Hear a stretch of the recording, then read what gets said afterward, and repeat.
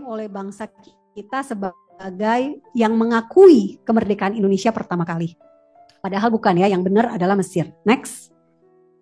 Nah, tanah versi kiri Bapak Ibu itu adalah seharusnya mandat Inggris untuk menjadikan rumah untuk orang Yahudi. Tetapi kemudian pada tahun 1922 tanahnya itu dibagi dua. Yang kuning untuk Yordania, yang tengah untuk orang Yahudi. Berkurang tapi orang Yahudi tetap menerima. Nah, ternyata next. Nah, Raja Yordania, Raja Hussein mengakui bahwa Yordania itu sebetulnya Palestina. Karena memang 80% penduduknya itu orang Arab Palestina. Dan Palestine is Jordan katanya. Ini di interview, wawancara dengan koran Arab namanya Al-Nahar Al-Arabia. Al-Nahar pada tahun 1981. Next. Nah, meski sudah kehilangan sebagian besar daerah untuk Yordania, wilayah yang sedikit itu tadi tetap tidak bisa jadi negara. Karena apa? Karena ada penolakan Arab Palestina pada orang Yahudi. Mereka melakukan demo di atas itu gambar demonya, di bawah ini adalah pembantaian di Hebron. Jadi untuk menolak mereka menggunakan kekerasan. Dan si mufti Yerusalem ini, dia ini mendukung Holocaust karena dia bertemu dengan Hitler dan dia juga terlibat dalam kerusuhan rasial di Yerusalem tahun 1920, pembantaian Hebron di 1929 dan revolusi Arab 1936. Jadi mufti-mufti itu pemimpin masjid ya, pemimpin masjid di Yerusalem itu dia terlibat sejumlah aksi kekerasan, makanya dia eksil dari Yerusalem. Dia matinya akhirnya di Lebanon, bukan di Yerusalem, karena dia harus melarikan diri. Karena kesalahannya ini, kejahatannya ini. Nah, kemudian Bapak Ibu kita sampai ke masa modern, PBB next membagi 3 tanah Israel. Jadi yang setuju pembagian ini 33 negara, yang menolak 13 negara ini kebanyakan negara-negara Muslim. Arab Palestina warnanya abu-abu, Yahudi Palestina warnanya hijau, Yerusalem diinginkan sebagai kota internasional. Next. Nah, akhirnya meski sudah dapat jatah kecil saja dari janji yang besar tadi, akhirnya Israel berhasil lahir kembali tahun 1948. Dan Bapak Ibu bisa lihat tulisannya masih The Birth of New Nation Palestine. Nah, jumlah orang Yahudi tahun 1948 716.000 orang. Next. Nah, yang menarik Bapak Ibu, ini karena berkaitan dengan nubuat lagi, pada saat Tuhan Yesus berbicara dengan murid-murid sebagai tanda kedatangan Yesus, Tuhan Yesus dari ngomong soal perang, kelaparan, gempa bumi, orang percaya akan disiksa, dibunuh, murtad, nabi palsu, pembinasa keji berdiri di tempat kudus, tribulasi, matahari jadi gelap dan sebagainya. Tiba-tiba Tuhan Yesus ngomongin pohon ara bertunas. Untuk apa Tuhan Yesus ngomongin pohon? Ternyata kaitannya adalah berdirinya negara Israel. Pohon ara yang bertunas itu adalah melambangkan simbol dari bahasa idiom atau bahasa cara nabi-nabi bicara tentang Israel itu kadang-kadang menggunakan simbol pohon ara. Nah, itulah pohon aranya sudah bertunas. Artinya kedatangan Yesus semakin dekat. 1948. Next. Jadi Bapak Ibu, restorasi fisik Israel sudah terjadi. Israel lahir kembali menggenapi nubuat Yesaya 66 ayat 8 dan Matius 24 ayat 32. Israel harus menjadi berkat, Sakaria 8 ayat 13 dan Kejadian 12 ayat 23. Teknologi Israel banyak digunakan oleh banyak negara, termasuk negara kita. Polisi menggunakan 7 teknologi Israel. TNI dilatih. TNI marinir kita itu dilatih oleh Israel. Benih hewan melimpah, Yeremia 31 ayat 27, Yehezkiel 20 ayat 6, itu tergenapi. Sekarang Israel adalah produsen susu terbanyak di dunia. Sementara negara kita masih impor susu 70%. Nah, orang Yahudi juga mudik, Yehezkiel 36 ayat 24 sampai Sefanya 3 dan Sefanya 3 ayat 20 rujukannya. Ini yang saya foto bareng, ini orang Yahudi Suria. Next. Nah, siapa yang menguasai jatah tanah untuk Palestina? Dikuasainya oleh Mesir dan Yordania. Jadi Bapak Ibu, Israel tidak pernah menjajah tanah yang diambil oleh tanah jatah Arab Palestina. Israel hanya menerima jatah tanah yang diberikan oleh PBB. Artinya pendirian Israel itu legal karena ada resolusi 181. Tapi kemudian karena Israel merdeka, mereka diperangi oleh 5 negara Arab, Yordania, Mesir, Suria, Irak, dan Lebanon. Dan mereka inilah yang akhirnya 2 negara ini, Yordania dan Mesir, yang mengambil jatah tanah untuk Palestina. Jadi kesimpulan, negara Palestina gagal berdiri karena Mesir dan Yordania, bukan karena Israel. Next. Nah, pada tahun 1948 Israel berhasil menang perang Arab Israel yang pertama. Pada tahun 1967 mereka mencoba kembali, 5 negara Arab yang sama memerangi Israel kembali. Apa yang terjadi? Kalah. Dalam waktu singkat, hanya 6 hari. Mujizat terjadi. Bahkan Yerusalem Timur direbut dari Yordania, Gaza, Gurun Sinai direbut dari Mesir, Golan direbut dari Suria. Otomatis wilayah Israel bertambah besar.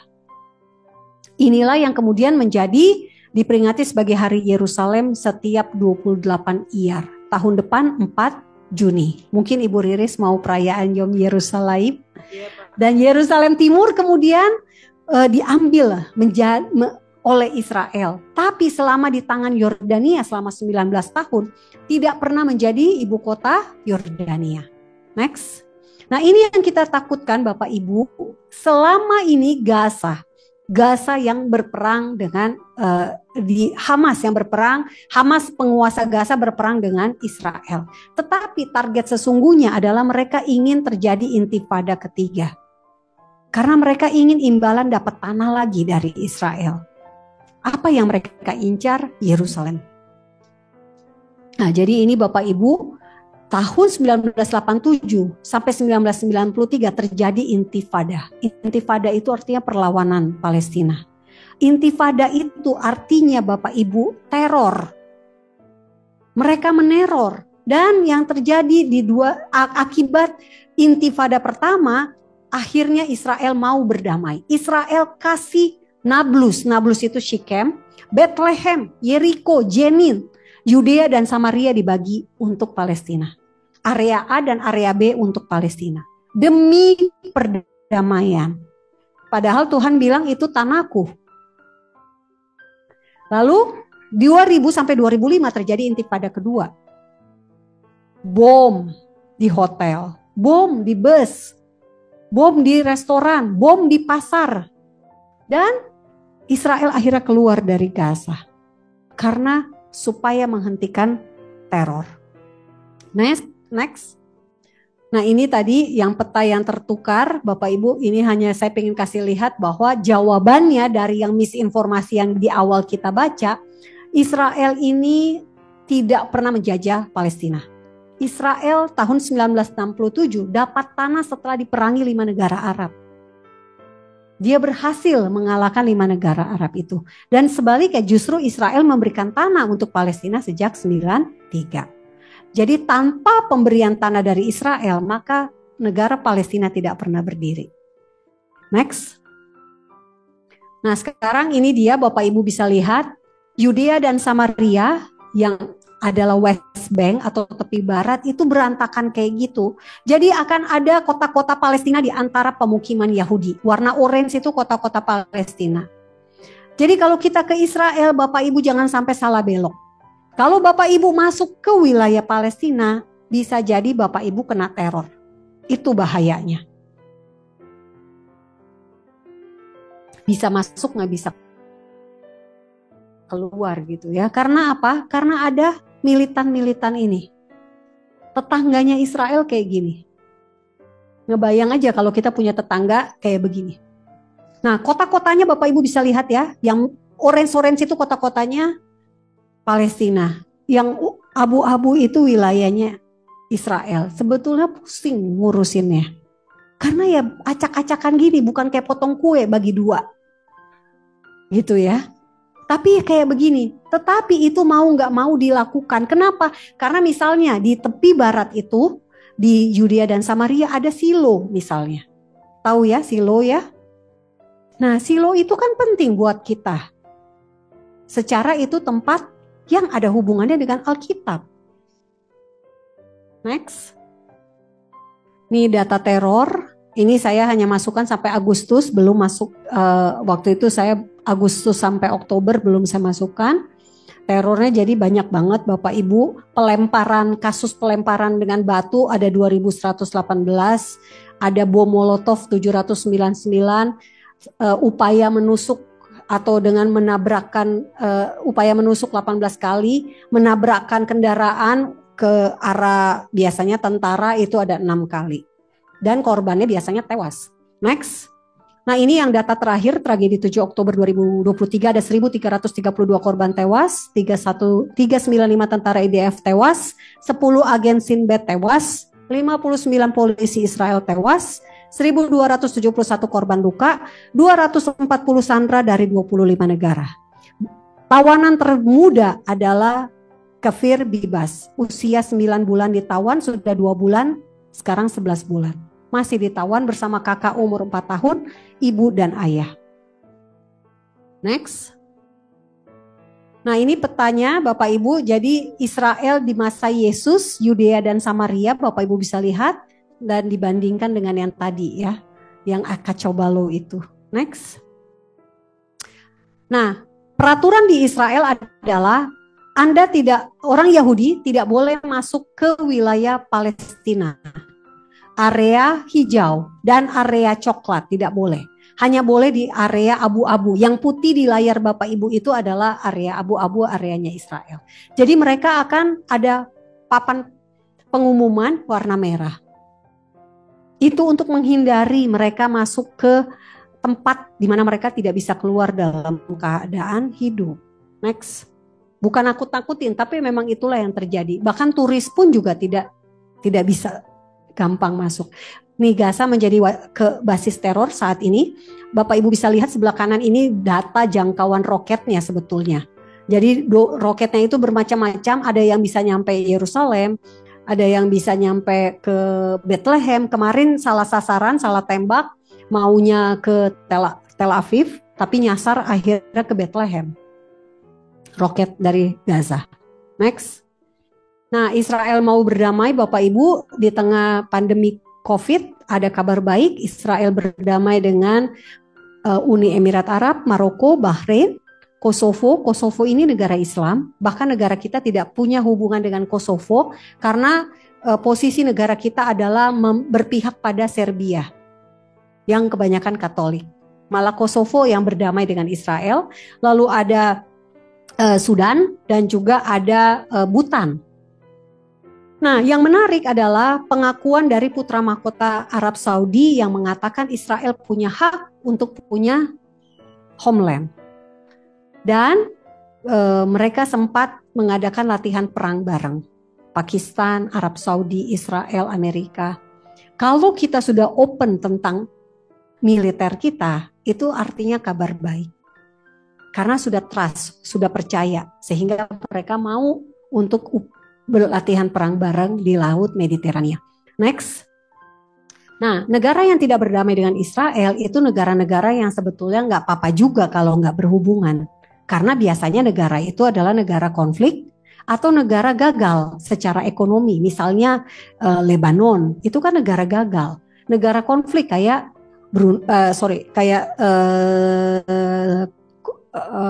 Suriah misalnya. Nah, yang warna orange, Irak, Iran, Tunisia, Yaman itu mereka tidak ada hubungan dengan Israel, tapi mereka punya komunitas Yahudi. Nah, warna biru, Oman, Qatar, Pakistan, Kuwait itu tidak ada hubungan, tapi mereka berhubungan dengan Israel. Contoh, Netanyahu, Perdana Menteri Israel pernah ke Oman. Waktu Piala Dunia, orang-orang Israel bisa nonton bola di Qatar. Seperti itu. Nah, yang saya kuningkan Arab Saudi dan Indonesia itu adalah gerbong berikut dari kesepakatan Abraham. Rencananya seperti itu. Sayangnya terjadi 7 Oktober. Padahal sebelum 7 Oktober, Arab Saudi sudah mengundang 2 orang menteri Israel untuk datang ke Riyadh, ibu kota Arab Saudi, dalam delegasi resmi dan disambut terbuka. Karena itulah Iran kepanasan, kebakaran jenggot, sehingga terjadilah peristiwa 7 Oktober. Ini analisa ala-ala saya. Tapi maksudnya yang hebatnya itu loh, kenapa bisa 2 menteri itu bisa diundang gitu ya, masuk ke Riyadh. Dan itu tanda-tanda membaik. Dan Arab Saudi sudah menghapus ajaran kebencian terhadap Yahudi, terhadap Israel, dan terhadap Kristen dari buku pelajaran untuk anak sekolah. Padahal Arab Saudi nggak ada Pancasila. Tapi itu bisa terjadi. Next. Nah ini Bapak Ibu, ini Israel zaman now. Israel ini Tuhan berkata bahwa mereka, aku akan membawa kamu pulang, yakni pada waktu aku mengumpulkan kamu, sebab aku mau membuat kamu menjadi kenamaan dan kepujian di antara segala bangsa di bumi, dengan memulihkan keadaanmu di depan mata mereka. Dan itu sudah terjadi. Dari 900 nobel, ada 200 lebih orang Yahudi. Sakaria 8 ayat 13 dikatakan, aku akan menyelamatkan kamu sehingga kamu menjadi berkat. Nah inilah yang kita akan lihat hari-hari ke depan. Next. Nah Bapak Ibu, Yoel 2 ayat 26-7, Tuhan berjanji bahwa kamu akan mengetahui bahwa aku ini ada di antara orang Israel. Dan bahwa aku ini Tuhan adalah Allahmu dan tidak ada yang lain. Dan umatku tidak akan menjadi malu lagi untuk selama-lamanya. Inilah yang kita lihat saat ini. Penggenapan janji Tuhan. Bukti kasih Bapa kita. Allah Abraham, Allah Ishak, Allah Yakub itu Allah Bapa kita. Next. Nah ini pemulihan fisik Israel sudah terjadi. Yerusalem menjadi milik Israel kembali. Next. Dan ini adalah kepulangan orang Yahudi kembali ke tanah perjanjian. Alia, Yeremia 23 ayat 8. Demi Tuhan yang hidup yang menuntun dan membawa pulang keturunan kaum Israel keluar dari tanah utara dan dari segala negeri kemana ia telah menceraikan mereka. Jadi kesimpulannya apa Bapak Ibu? Tuhan yang mencerai-beraikan orang Yahudi, tetapi Tuhan juga yang akan membawa mereka pulang kembali. Karena di Yehezkiel disebutnya begini, aku menjemput orang Israel dari tengah bangsa-bangsa. Aku akan mengumpulkan mereka dari segala penjuru dan membawa mereka ke tanah mereka. Bahkan yang keren, Sakaria 10 ayat 8 dikatakan, aku Tuhan bersiul memanggil mereka dan aku mengumpulkan mereka. Bersiul. Baru tahu saya kalau Tuhan bisa bersiul. Jadi setiap orang Yahudi akan punya kerinduan untuk pulang kembali ke tanah perjanjian. Next. Oh ya, itu foto saya 2 itu, saya dan suami itu ketika kami menghadiri acara kayak Keren Hayesot, terus ada Jewish National Fund. Nah ini semuanya adalah organisasi-organisasi yang ada sebelum negara Israel ada. Mereka mengumpulkan dana untuk orang-orang Yahudi itu pulang. Termasuk Yahudi Belanda yang ada di negara kita. Di Surabaya mereka cukup besar populasinya. Dan mereka mengumpulkan dana dari orang-orang Yahudi Belanda yang ada di negara kita. Untuk mengongkosi kepulangan orang-orang Yahudi dari negara-negara lain. Next. Jadi Surabaya diberkati. Karena dahulu pernah menabur untuk Alia. Jangan dulu aja ya harusnya, sekarang juga. Nah ini kembali lagi ke pangeran, disebutnya dia pangeran para penginjil. Charles Spurgeon, dia berkhotbah tahun 1855. Tadi yang pertama 1864, ini 1855, lebih jauh lagi, lebih tua. Dia katakan Jamnya sudah dekat ketika suku-suku akan pergi ke negeri mereka sendiri, ketika Yudea yang begitu lama menjadi belantara yang menangis akan sekali lagi mekar seperti bunga mawar. Luar biasa, dia punya revelation, punya pewahyuan tentang itu. Dan dia berkata, dan segera setelah mereka kembali, maka Yesus akan datang ke atas gunung Sion bersama para leluhur. Inilah Bapak Ibu yang kita nanti-nantikan. Dan ini next, Bapak Ibu bisa lihat kenapa saya tadi mamerkan sebelumnya, iya benar, Yesus menjadi raja di Yerusalem. Ini adalah ayat-ayat yang menyatakan tentang Raja Israel, yakni Tuhan sendiri. Bahkan di Lukas 1 ayat ini kita sekali lagi mau Natal, Lukas 1 ayat 32-33 Tuhan berkata, Tuhan Allah akan mengaruniakan kepadanya tahta Daud, bapa leluhurnya, dan ia Yesus akan menjadi raja atas kaum keturunan Yakub sampai selama-lamanya dan kerajaannya tidak akan berkesudahan. Jadi ketika Yesus datang kembali, Yesus menjadi raja. Raja di atas segala raja, termasuk menjadi raja atas keturunan Yakub. Next.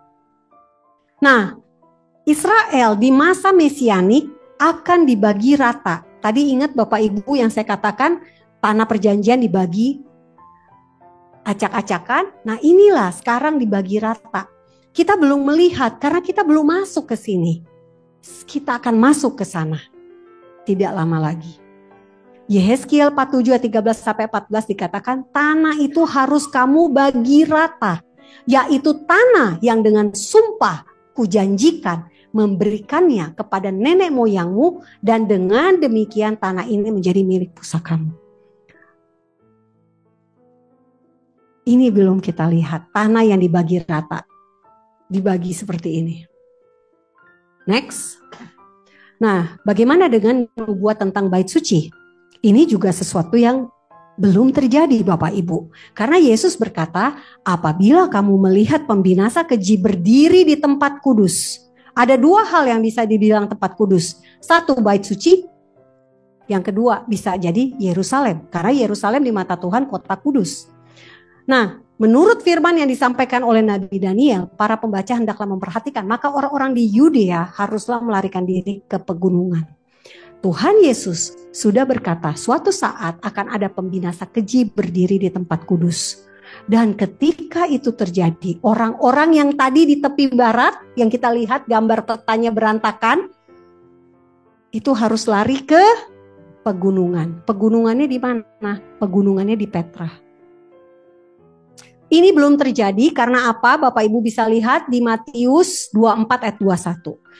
Patokannya apa Bapak Ibu? Saya bilang ini belum terjadi karena pada masa itu akan terjadi siksaan yang dahsyat. Seperti yang belum pernah terjadi sejak awal dunia sampai sekarang dan yang tidak terjadi lagi. Kalau kita melihat apa yang dilakukan Hamas terhadap orang Yahudi pada 7 Oktober 2023 sudah mengerikan, itu belum seberapa. Karena apa? Yesus berkata akan ada siksaan yang dahsyat seperti yang belum pernah terjadi sebelumnya. Karena itulah orang Yahudi diperintahkan untuk lari. Next. Dan kemudian kalau Bapak Ibu tanya apakah bait suci di akhir zaman itu ada? Kalau kita baca di 2 Tesalonika 2 ayat 3 dan 4 dikatakan di sini oleh Rasul Paulus, manusia durhaka yang harus binasa, yaitu lawan yang meninggikan diri duduk di bait Allah dan mau menyatakan diri sebagai Allah. Berarti ada dua kemungkinan.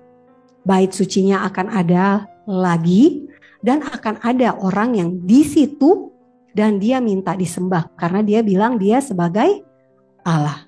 Dan yang lebih menarik lagi Bapak Ibu di Wahyu 11 ayat 1-2 dikatakan begini, wahyu itu adalah pewahyuan dari Tuhan Yesus sendiri ketika Tuhan Yesus sudah naik ke surga. Tetapi Tuhan Yesus berkata, bangun dan ukur bait suci Allah, Elohim, dan mesbah, dan mereka yang beribadah di dalamnya. Tetapi kecualikan pelataran bait suci yang di sebelah luar. Jangan diukur karena telah diberikan kepada bangsa lain. Dan mereka akan menginjak-injak kota suci 42 bulan lamanya. Ini belum terjadi Bapak Ibu. Karena patokan waktunya jelas. 42 bulan lamanya. Orang Yahudi, bangsa Israel, orang Yehuda dibuang ke Babel selama 70 tahun. Jadi Tuhan benar spesifik ketika menjelaskan tentang waktu. Dan ini pun terjadi Bapak Ibu. Dikatakan kota sucinya tentu saja bukan Vatikan, bukan Mekah, tapi Yerusalem. Dan Yerusalem akan diinjak-injak 42 bulan lamanya. Kita belum tahu kapan terjadi. Next. Jadi pertanyaannya, bait suci ketiga ada atau tidak? Jawabannya, jika merujuk pada ayat perjanjian baru dan nubuat Yesus, tentu saja akan ada. Tetapi akan digunakan oleh pembinasa keji atau manusia durhaka. Saya katakan atau mudah-mudahan memang hanya ada satu sosok dengan dua nama ya, bukan dua sosok gitu ya. Karena kalau ada dua sosok ngeri banget gitu kan. Yang menyatakan diri sebagai Allah akan digunakan oleh orang itu. Dan bait suci akan ada lagi di Yerusalem, tetapi Yerusalem akan dikuasai bangsa-bangsa selama 42 bulan. Saat ini kota Yerusalem masih dalam kewenangan pemerintah negara Israel. Dan juga di sini dikatakan di Yerusalem baru, bait sucinya adalah Tuhan yang Maha Kuasa. Demikian juga anak domba itu. Next. Nah inilah yang terakhir Bapak Ibu, Yerusalem akan diperangi. Nah Bapak Ibu akan bisa lihat bahwa Tuhan sendiri yang berperang nanti. Bukan IDF, bukan tentara Israel, apalagi tentara Amerika. Yang berperang adalah Tuhan sendiri. Karena Tuhan bilang di Sakaria 12 ayat 3 dan 9, maka pada waktu itu aku berikhtiar memunahkan segala bangsa yang menyerang Yerusalem. Di Lukas 21 ayat 24 dikatakan Yerusalem akan diinjak-injak oleh bangsa-bangsa yang tidak mengenal Allah. Dan di Wahyu dikatakan yang tadi 42 bulan lamanya. Dan ini belum terjadi Bapak Ibu. Next. Nah jadi ketika pemulihan fisik orang Yahudi sudah terjadi, bagaimana dengan pemulihan spiritual? Pasti Bapak Ibu bertanya, tapi kan orang Yahudi belum percaya Yesus. Benar, karena ini yang terjadi. 2 Korintus 3 ayat 15-16. Sampai hari ini, ketika mereka membaca kitab Musa ada 5, kitab Torah, Kejadian sampai dengan Ulangan. Nah, ada selubung yang menutupi hati mereka. Jadi bukan karena mereka tidak mau, tetapi memang ada selubung yang menutupi hati mereka. Jadi harus double, kalau mau menginjili orang Yahudi, minta selubungnya disingkapkan. Tetapi ini tidak berlaku untuk non-Yahudi. Jangan beralasan ini, orang itu belum mau percaya karena masih ada selubung. Loh, dia baca kitab Musa apa enggak? Kalau dia enggak baca, jangan pakai ayat ini untuk misi, gitu ya. Ini hanya berlaku untuk orang yang baca kitab Musa. Next. Nah, inilah yang akan terjadi nanti. Orang Yahudi akan kenal Yesus Mesias ketika momen Yesus datang kedua kali, yakni di awan-awan. Sakaria 12 ayat 10, aku akan mencurahkan roh pengasihan dan roh permohonan atas keluarga Daud dan atas penduduk Yerusalem, dan mereka akan memandang kepada Dia yang telah mereka tikam. Siapa yang ditikam? Yesus. Dan ayat di Sakaria 12, yang meratap itu adalah orang Yahudi. Karena yang tinggal di Yerusalem dan keluarga Daud, artinya orang Yahudi. Tapi kalau Bapak Ibu baca di Wahyu 1 ayat 7, yang meratap itu orang-orang yang apa? Semua bangsa di bumi. Semua yang tidak percaya Yesus. Nangis-nangis. Aduh, nyesel banget. Dulu saya diajak sama Pak Guana ke persekutuan, saya nggak datang.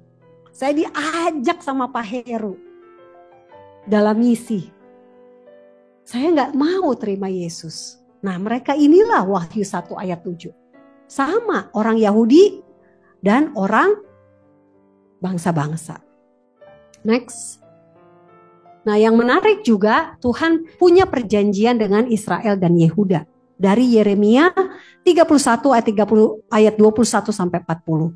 Dan ini diulangi oleh ada dua pendapat bahwa Ibrani itu ditulis oleh Paulus, ada pendapat yang lain berkata itu bukan oleh Paulus ya, karena gaya penulisannya berbeda. Nah, surat Ibrani ini menuliskan bahwa surat Ibrani ini mengutip tentang perjanjian baru untuk Israel dan Yehuda. Dikatakan di ayat Ibrani 8 ayat 10, maka inilah perjanjian yang kuadakan dengan kaum Israel sesudah waktu itu. Aku akan menaruh hukumku dalam akal budi mereka dan menuliskannya dalam hati mereka, dan maka aku akan menjadi Allah mereka dan mereka akan menjadi umatku. Di Ibrani 10 ayat 16 dan 17 dikatakan, aku akan menaruh hukumku di dalam hati mereka dan menuliskannya dalam akal budi mereka. Dan aku tidak lagi mengingat dosa-dosa dan kesalahan mereka. Kalau Tuhan saja tidak mengingat dosa dan kesalahan Israel, kenapa orang Kristen masih sering mengungkit-ungkit bahwa orang Yahudi menyalibkan Yesus? Nah, next. Jadi kesimpulannya Bapak Ibu, pada masa perjanjian lama, iblis berusaha membinasakan bangsa Israel karena Yesus akan datang dari bangsa Israel di tanah Israel. Dan pada masa kini, iblis berusaha membinasakan tanah Israel karena Yesus akan datang kembali ke Yerusalem di tanah Israel. Jadi ini adalah tentang Tuhan dan iblis. Ini bukan tentang Israel dan Gaza atau Hamas atau Palestina. Tetapi sesungguhnya di balik itu adalah ini. Aktor intelektualnya lagi-lagi adalah iblis yang selalu untuk datang untuk membunuh dan membinasakan. Kita jangan pernah lupakan itu. Sehingga sangat mudah bagi kita untuk memilih keberpihakan kita. Apakah kita berpihak pada Tuhan atau kita berpihak pada iblis? Karena kalau kita menilai iblis, kita bisa melihat dari buahnya. Itu saja, terima kasih. Tuhan Yesus memberkati kita semua. Terima kasih, Bu Monik, luar biasa. Jadi Bapak Ibu, kita punya waktu 1 jam. Kita maksimalkan ya. Ya, silakan Bu Sarah duluan. Silakan. Ya. Terima kasih. Salam Bu Monik. Halo Ibu, terima kasih sudah ikut. Ya, terima kasih. Ini Bu, kembali lagi saya mau tanya soal ini. Yang saat ini berita yang di Gaza itu Bu. Iya Bu. Untuk yang kemarin kan sudah ada beberapa yang di ini hostik tawanan. Ya, itu kan sebagian sudah dikembalikan. Tapi ada beberapa kan yang belum. Lah itu kayaknya kalau menurut berita itu kan adanya di Gaza Selatan. Padahal Gaza Selatan itu kan tempatnya para warga sipil diungsikan ya Bu ya. Ya. Artinya kan Israel sendiri nanti apakah juga mau menggempur yang selatan? Artinya kan nanti warga sipil jadi korban lagi. Itu yang pertama. Terus yang kedua tentang ini Bu. Kembali lagi saya mau tanyakan kan ini peperangan ini kan intinya kan untuk membela Al-Aqsa ya Bu ya? Bukan. Kemarin itu kan beritanya itu Bu. Kan Bu. Namanya itu kan Al-Aqsa Badai Al-Aqsa. Nama yang macam Bu, tapi bukan itu. Ya. Iya, itu. Nah, artinya kan untuk ini maksud saya itu kembalinya ke ini Pak, ke pembangunan Bait Suci yang ketiga itu maksud saya seperti itu.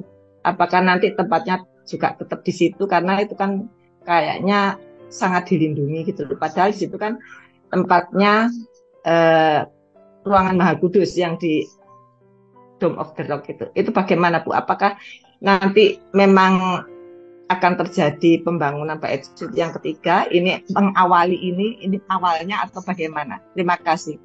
Ya, terima kasih Bu Sarah. Silakan. Langsung jawab dulu aja ya. Iya. Untuk wilayah Gaza Selatan memang itu sebelumnya menjadi wilayah tempat pengungsian dari Gaza Utara. Gaza Utara dan kota Gaza itu warganya disuruh evakuasi oleh Israel ke selatan. Tetapi yang sekarang diserang itu kota Khan Yunis namanya.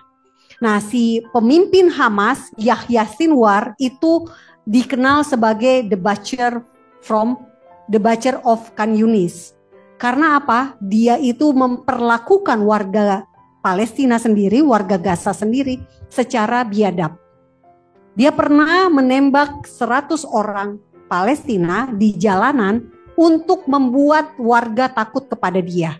Makanya istilah the butcher of Khan Yunis itu muncul karena kelakuannya. Nah, si Yahya Sinwar itu asalnya dari kota Khan Yunis. Nah, kenapa kota Khan Yunis itu diserang oleh Israel sekarang? Karena beberapa tawanan dilepas dari kota tersebut.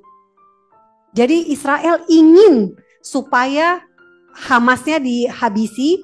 Sejauh ini sudah 5 pentolan di Khan Yunis yang sudah tewas. Masih banyak yang lain karena tentu saja Hamas ini punya anggota ribuan ya. Puluhan ribu orang. Nah, yang lainnya belum. Dan sayangnya orang-orang tawanan ini berada di bawah tanah, di terowongan 40 meter menurut kesaksian salah seorang tawanan. Jadi betapa sulitnya yang di bawah tanah tidak tahu apa yang terjadi di atas. Pernah satu kejadian, satu momen, tentara Israel berteriak pakai toa gitu ya, dalam bahasa Ibrani. Waktu itu anak-anak 40 anak masih ditawan. Dia berkata, siapa anak yang bisa bahasa Ibrani datang mendekat kepada kami. Tentara berharap ada orang yang bisa kabur ketika mendengar suara dalam bahasa Ibrani. Waktu itu sayangnya nggak ada. Tapi dari 40 anak sudah semua dibebaskan kecuali 2. Kafir bebas 11 bulan dan kakaknya 4 tahun. Nah, pertanyaan Ibu Sarah tadi adalah apakah mereka juga akan jadi korban? Israel tidak membunuh warga sipil. Pasti mereka disuruh evakuasi lagi dan itu sudah terjadi. Disuruh evakuasi, disebarkan selebaran dari udara dan ditelepon untuk evakuasi. Kemana? Mendekat ke perbatasan Mesir dengan Gaza di Rafah. Masalahnya negara-negara Arab, Mesir, Yordania, Arab Saudi tidak membolehkan warga Gaza ini keluar dari Gaza. Padahal mereka tadinya maunya ditaruh di Gunung Sinai. Kenapa ini tidak dibolehkan? Karena pada saat Mesir menampung pengungsi Palestina pada tahun 1970, dari 67 ya, karena Gaza itu kan wilayah yang dikuasai Mesir. Karena Israel mendapat Gaza tahun 67, otomatis banyak warga pengungsi Palestina yang harus ditampung sama Mesir. Nah, mereka ternyata satu kali yang paling besar peristiwanya adalah seorang pengungsi Palestina membunuh Menteri Budaya Mesir. Dibunuh karena si menteri ini mendukung perdamaian Anwar Sadat, presiden Mesir, dengan Israel. Dibunuh di Siprus. Nah, bayangkan bisa sampai kayak gitu. Makanya Mesir nggak mau nyari penyakit. Arab Saudi nggak mau juga. Yordania lebih-lebih nggak mau. 80% negaranya isinya orang Palestina semua. Gimana lagi mau menampung orang Palestina? Gitu ya. Nah, jadi problem ini adalah problem tentang bagaimana wilayah yang mau disasar oleh Israel ini penuh dengan warga sipil. Karena itu mereka harus dievakuasi. Karena target Israel adalah Hamas, bukan warga sipil Gaza. Nah, kaitannya dengan Yerusalem tadi, bait suci, memang mereka itu mentargetkan untuk mengambil menguasai bukit bait suci. Di mana bukit bait suci itu di atasnya ada 2 masjid. Mereka berusaha setiap lebaran, setiap Jumat terakhir bulan Ramadan itu ada namanya Hari Al-Aqsa. Yang sponsorin siapa? Iran. Itu adalah hari di mana mereka berdemonstrasi menentang Israel yang dikatakan menjajah Yerusalem. Mereka ingin mengambil itu. Mereka ingin merebut wilayah Bukit Bait Suci. Dan tadi seperti yang kita sudah baca, nubuat Yerusalem akan diperangi. Gak heran Tuhan Yesus, gak heran Alkitab mengatakan Yerusalem akan diperangi. Karena ya memang faktanya itulah yang mereka inginkan. Dan itu akan terjadi. Tapi sekali lagi kita ingat tadi mungkin slide-nya bisa ditayangkan.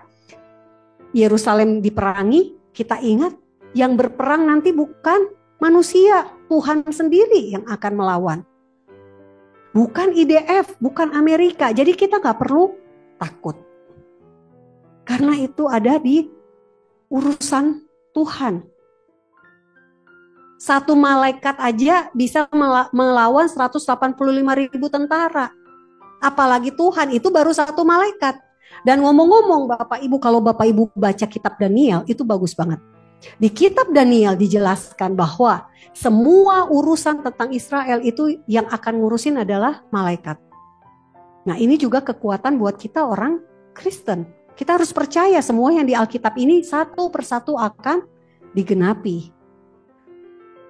Itu. Nah ini dia. Next. Berikutnya yang tadi Bapak itu, silakan Pak. Ya, silakan Pak. Ya, terima kasih. Selamat malam Bu Monik. Presentasi Bu Monik tadi bagus banget ya. Memang saya setuju sama Bapak yang tadi bertanya. Kalau kita catat nggak sempat karena cepat sekali dan materinya banyak. Jadi minta tolong nanti kalau bisa dipublikasikan gitu ya Bu, karena materi itu berharga buat saya ya, sulit cari data secanggih Bu Monik. Pertanyaannya Bu, ada dua, kalau nggak sempat ya satu aja dijawab nggak apa-apa.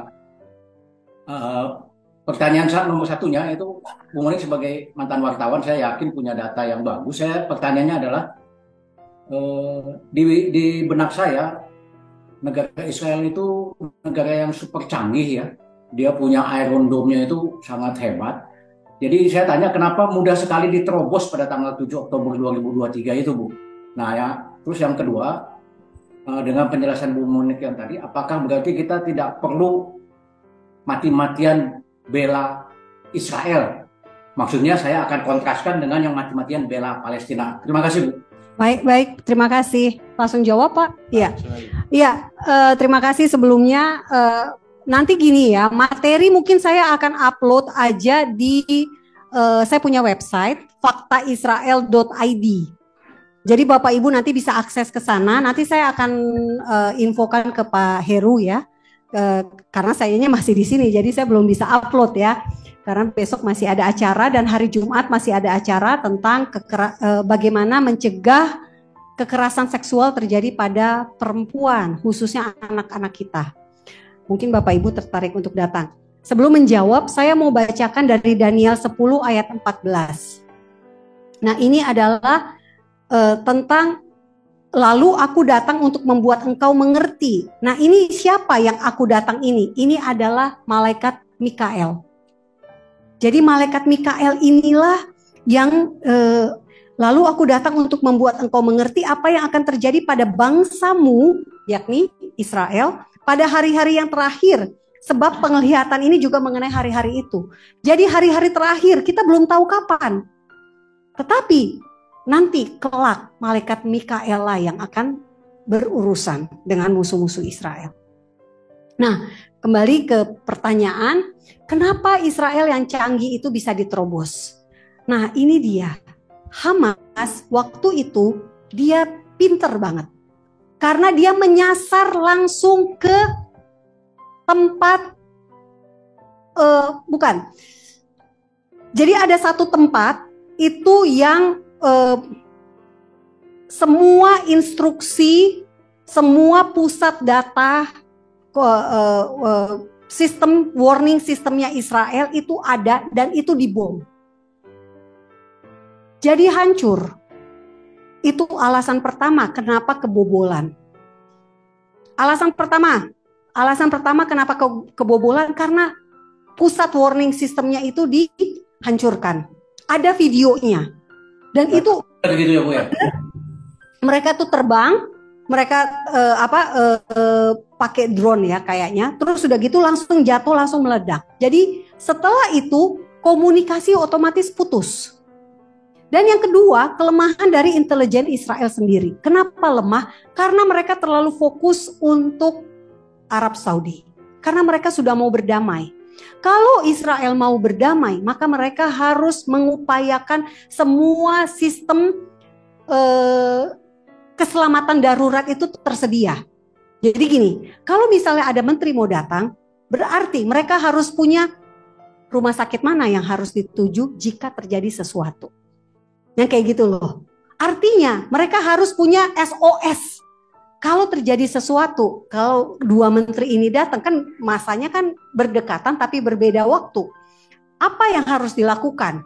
Exit, cara mereka keluar dari situasi berbahaya. Jadi mereka fokusnya di situ gitu loh Bapak Ibu. Jadi mereka agak lalai tentang perbatasan dengan Gaza, karena dipikirnya ya udah Gaza kan selama ini 18.500 orang tiap hari bekerja di Gaza. Dan gara-gara kasus 7 Oktober tidak ada lagi orang Gaza yang boleh bekerja di Israel. Jadi Israel sebetulnya membutuhkan banyak pekerja. Sayangnya negara kita tidak punya hubungan. Kalau punya hubungan, kita bisa jadi TKI di Israel. Gajinya pasti bagus. Dan yang jelas kita berada di Holy Land gitu ya. Nah itu dia. Dan yang ketiga Bapak Ibu, pada hari itu adalah hari Sabat. Orang-orang Yahudi di kibuts, orang-orang Yahudi di perkampungan Yahudi itu tidak orang-orang yang taat. Orang-orang yang melakukan Sabat. Kalau Sabat Bapak Ibu tidak boleh pakai HP. Tidak boleh nonton TV, tidak boleh dengar radio. Akhirnya mereka nggak tahu informasi apa yang terjadi. Mereka hanya tahu ada roket, mereka harus lari ke safe house. Makanya safe house-nya banyak yang terbunuhnya di situ, ditembakin, dikasih bom molotov, terbakar di dalam safe house, di dalam safe room. Nah itu yang terjadi. Itu hari Sabat. Bukan hanya hari Sabat, tetapi itu adalah hari Simchat Torah. Hari sukacita ketika orang Yahudi di hari perayaan Sukkot terakhir, mereka akan menari memeluk gulungan Torah. Gulungan Taurat. Mereka bernari berputar-putar. Simchat Torah, hari dimulainya kembali pembacaan Taurat. 5 kitab Musa dari Kejadian kembali sampai ke ujung selama setahun penuh. Sampai Simchat Torah berikutnya. Jadi mereka dalam keadaan bersuka cita. Tetapi yang terjadi apa? Mereka berduka cita. Hari Sukkot, hari perayaan Sukkot, itu mereka adalah hari, kalau baca di Imamat, hari wajib bersuka cita. Bapak Ibu bisa bayangkan iblis ketika Tuhan menyuruh bangsa Israel bersuka cita, malah iblis melakukan teror yang luar biasa sehingga membuat kepahitan, membuat luka batin. Itulah yang iblis mau. Selalu menghancurkan apa yang dikasihi oleh Tuhan. Dengan cara apa dihancurkan? Dengan cara akhirnya orang Yahudi bisa kepahitan loh. Bisa ninggalin Tuhan. Dia lihat gimana nih Tuhan. Anak saya mati, anak saya diculik, anak saya begini. Apa enggak ninggalin Tuhan? Gitu ya. Nah inilah makanya kita perlu berdoa menjadi intercessor buat orang-orang Yahudi. Supaya mereka tetap menemukan Tuhan di tengah kegelapan. Dan itu berlaku juga buat kita. Tanda kedatangan Yesus apa? Orang percaya yang akan disiksa. Jangan berpikir hanya orang Yahudi aja. Kita orang percaya juga akan menghadapi yang sama. Tapi apakah kita akan kehilangan iman? Semoga tidak. Amin. Bapak Ibu semangat. Terima kasih. Luar biasa pas pukul 21.00. Tepuk tangan dulu. Terima kasih Ibu Monik. Nah, Bapak Ibu, saya perlu tambahkan sedikit aja. Jadi Pak, kalau perang itu harus ada deklarasi perang. Kalau berhenti harus ada deklarasi berhenti perang. Nah, itu biasanya ada perjanjian. Nah, perjanjian itu mengikat. Kalau tidak ada perjanjian, itu namanya okupasi, pendudukan. Kan Bapak tanya setelah Perang Dunia Kedua, gitu. Makanya sampai hari ini Tibet itu kan selalu dibaca sebagai okupasi. Walaupun negara-negara tidak berani berurusan sama RRT, gitu ya. Tapi Tibetnya kan masih berusaha merdeka. Tapi bandingannya adalah dengan Armenia. Armenia itu kehilangan lebih kurang 80% wilayah kepada Turki. Tapi kan kejadian masih waktu Kekaisaran Ottoman, gitu kan. Jadi ini yang mesti kita cermati. Nah, yang tadi tentang Papua, memang ada perang lawan Belanda, karena ada janji-janji yang harus dilakukan. Tapi Papua waktu itu Irian Jaya masuk ke kita itu karena referendum, sama seperti kita kehilangan Timur karena referendum, gitu. Jadi hal-hal yang seperti ini harus jadi catatan. Ya. Komando Trikora, ya Trikora itu nama Malaysia. Nah, ini Bapak Ibu yang mesti jadi catatan tentang Mesir tadi ya. Ada wilayah-wilayah yang kemudian kena terus dikembalikan dan sebagainya demi perdamaian, kan itu dikembalikan. Tapi tidak harus dikembalikan kalau negosiatornya pinter, gitu kan? Jadi ini tergantung. Ini ya Bapak Ibu, kira-kira itu yang bisa saya sampaikan ya tadi supaya. Nah yang kedua adalah ini tantangan juga buat Indonesia. Ketika ada teknologi yang sangat tinggi, kejadian yang kayak Israel gitu ya. Teknologi tinggi itu dalam berbagai sejarah pertempuran itu memang mudah dikalahkan oleh teknologi zaman old.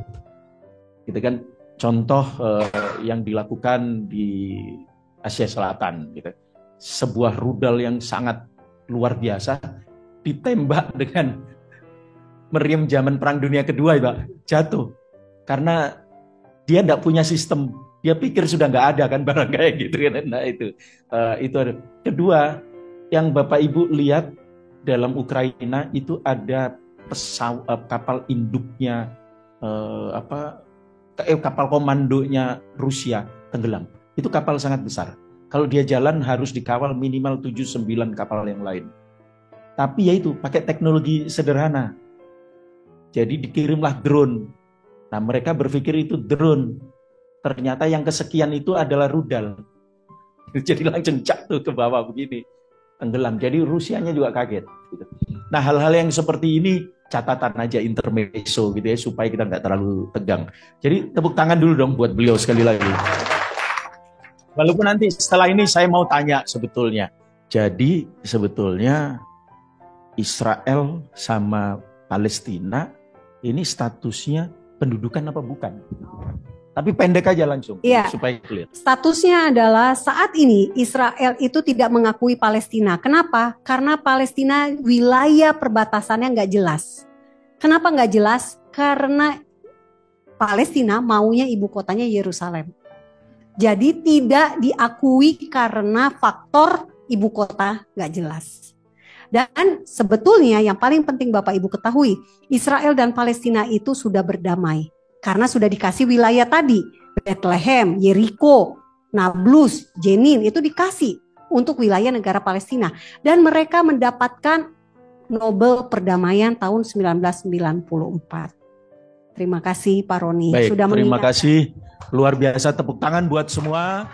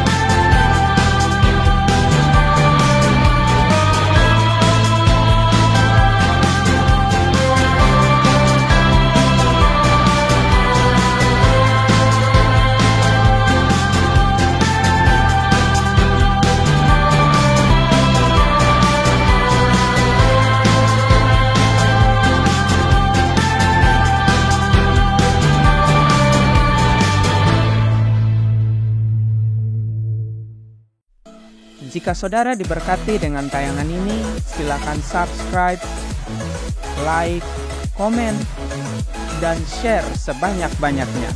Terima kasih.